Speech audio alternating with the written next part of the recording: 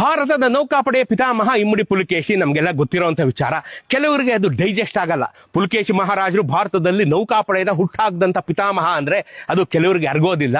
ಆದರೆ ಇದನ್ನ ಭಾರತ ಸರ್ಕಾರವೇ ಗುರುತಿಸಿದೆ.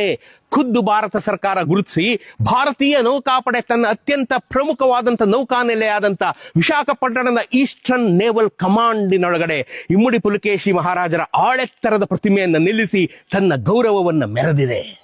ನೋಡ್ರಿ, ಇದಕ್ಕಿಂತ ಸಾಕ್ಷಿ ಬೇಕೇನ್ರಿ? ಭಾರತ ಸರ್ಕಾರ ಮತ್ತು ಭಾರತೀಯ ನೌಕಾಪಡೆ ತನ್ನ ವೈಠಲ್ ನೆಲೆಯಾದಂಥ ಈಸ್ಟರ್ನ್ ನೇವಲ್ ಕಮಾಂಡ್, ವಿಶಾಖಪಟ್ಟಣಂನಲ್ಲಿರೋ ವೈಜಾಗ್ನಲ್ಲಿರೋ ಈಸ್ಟರ್ನ್ ನೇವಲ್ ಕಮಾಂಡ್ನಲ್ಲಿ ಇಮ್ಮಡಿ ಪುಲಿಕೇಶಿ ಮಹಾರಾಜರ ಆಳೆತ್ತರದ ಪ್ರತಿಮೆಯನ್ನು ನಿಲ್ಲಿಸಿ ತನ್ನ ಗೌರವವನ್ನು ಸಲ್ಲಿಸಿದೆ.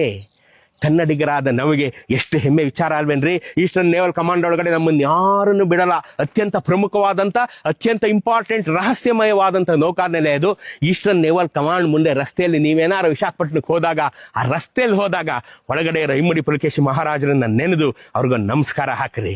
ನಾವೆಲ್ಲ ಕನ್ನಡಿಗರು ಈ ರಾಜ್ಯೋತ್ಸವ ಸಂದರ್ಭದಲ್ಲಿ ಹೆಮ್ಮೆ ಪಡಬೇಕಾದಂಥ ವಿಚಾರ ನಾನು ನಿಮ್ಗೆ ಹೇಳ್ಕೊಟ್ಟಿದ್ದೀನಿ. ಇಲ್ಲಿ ನೋಡಿ, ಪುಲಿಕೇಶಿ ಮಹಾರಾಜರ ಫೋಟೋ, ಈಸ್ಟರ್ನ್ ನೇವಲ್ ಕಮಾಂಡ್ ಒಳಗಡೆ ಇರುವಂಥ ಫೋಟೋ. ಈ ಫೋಟೋನ ನನಗೆ ಕೊಟ್ಟಂತವ್ರು ಸ್ನೇಹಿತರಾದಂಥ Santosh Kumar Mehandale. Thank you sir. ಕನ್ನಡಿಗರಾಗಿ ಹೆಮ್ಮೆ ಪಡೋಕೆ ನಮ್ಮ ಹತ್ರ 1000 ಕಾರಣಗಳಲ್ಲಿ ಇದು ಒಂದು ಕಾರಣ.